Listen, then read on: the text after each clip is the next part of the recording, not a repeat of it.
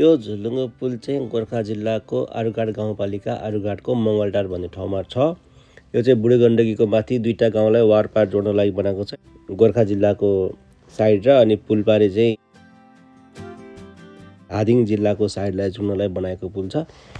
अनि यो चाहिँ यसो बट्ट पुलमा गएर घुमेर अनि गण्डकीको सुस्खेरासँगै रमाएर आनन्द लिने ठाउँ छ। कोही पनि तपाईहरु आरुघाट घुम्न जाँदै हुनुहुन्छ भने चाहिँ यो मङ्गलटारमा रहेको पुलमा गएर आनन्द लिएर घुमेर आउनु होला।